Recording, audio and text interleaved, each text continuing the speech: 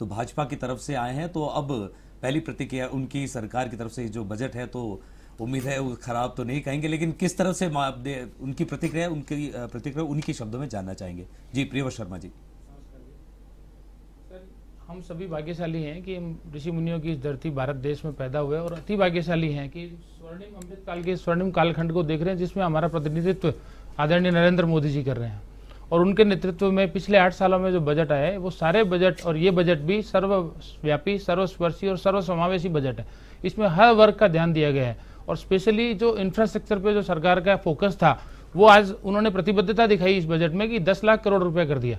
यानी total budget में 45 करोड़ रुपए के एक्सपेंडिचर में 10 लाख करोड़ रुपए का आवंटन इंफ्रा के ऊपर करना। इंफ्रा ऐसी चीज है जहां पे अपन क्रिकेट खेलते हैं सर, उबड़ खाबड़ पिच पे बैटिंग थोड़ी कर पाते हैं, उसके लिए आपको पिच तैयार करनी है। तो इन्होंने पिच तैयार की है और आगे भी इसके लिए प्रतिबद्ध हैं। आज इंफ्रा के अंदर तेजी आती है तो हर सेक्टर को इसमें ग्रोथ मिलती है, चाहे वो रोजगार हो, चाहे वो डेवलपमेंट हो। नेशनल हाईवे से आज 500 जिले जुड़ गए हैं। 13 किलोमीटर हाईवे का निर्माण होता था 2014 तक, आज 33 किलोमीटर पर डे का हम निर्माण कर रहे हैं। तो जो इंफ्रा के अंदर तेजी आएगी उससे सभी को फायदा होगा। युवा वर्ग के लिए खास ध्यान रखा गया है। एग्रीकल्चर के ऊपर 2 लाख करोड़ रुपए का वापस किसान सम्मान निधि के अलावा अभी वापस एग्री क्रेडिट के ऊपर ध्यान दिया गया है, उसको बढ़ाया गया है उसके लक्ष्य को। प्लस उसके अलावा एग्री जो टेक्निकली जो है उसके अंदर भी पूरा ध्यान दिया गया कि एग्रोटेक को कैसे विकास किया जाए। उसके अलावा महिलाओं के लिए भी काफी हुआ है। जो शिक्षा के क्षेत्र में 39 का परसेंटेज था उसका, जो अभी 55% एनरोलमेंट हो गया है। बेटी बचाओ बेटी पढ़ाओ के अभियान को तेजी लाई गई है। महिलाओं को जो अभी प्रधानमंत्री आवास के अंदर 2.25 करोड़ लोगों को आवास मिला और इस बजट में भी 66% बढ़ा करके 87,000 करोड़ रुपया आवंटन किया गया। तो हर व्यक्ति को भोजन मिले, कपड़ा मिले और मकान मिले, ये मूलभूत जो आवश्यकता है उसको सरकार करने के लिए प्रतिबद्ध है। और हमारा एक अंत्योदय का भाव जो पंडित दीनदयाल जी उपाध्याय का प्रेरणा स्रोत रहा है कि अंत्योदय से हम कैसे हर व्यक्ति को समानता का दे सकते हैं। आज प्रति व्यक्ति आय देखो आप, 1,97,000 करोड़ रुपए का आंकड़ा है, 1,97,000 प्रति व्यक्ति आय आई है। तो हर पर कैपिटा इनकम भी बढ़ी है। इसके लिए बजट में हर क्षेत्र में ध्यान दिया गया है। और टैक्स की बात करें अपन, तो टैक्स में अभी 7 लाख रुपए तक किसी को कोई टैक्स नहीं देना।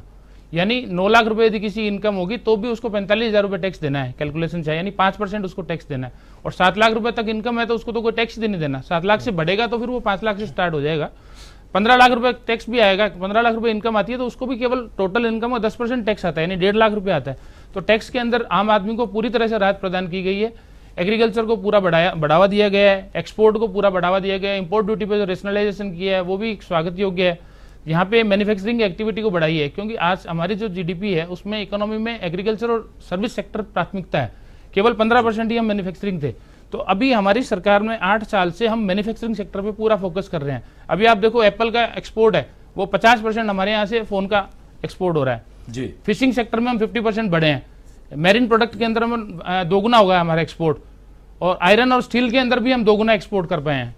तो हर क्षेत्र में, एक्सपोर्ट के क्षेत्र में देख लिया, FDI investment most favoured nation का दर्जा इंडिया को आज मिला है। तो वहां पे कितना $1 बिलियन एफडीआई इन्वेस्टमेंट आया है। एफपीआई फॉरेन इक्विटी का भी इन्वेस्टमेंट काफी बढ़ा है, वो भी 3 गुना हुआ है। तो हर क्षेत्र में ये सरकार पूरे विश्व में आज भारत का झंडा ऊपर करके बैठी है। और हम केवल और केवल इस राष्ट्र सर्वोपरि के भाव से आम आदमी के ग्रोथ के साथ साथ ये देश कैसे विकास करे और पूर्ण विकसित राष्ट्र 2040 तक कैसे बने, इसी सिद्धांत पे हम काम कर रहे हैं।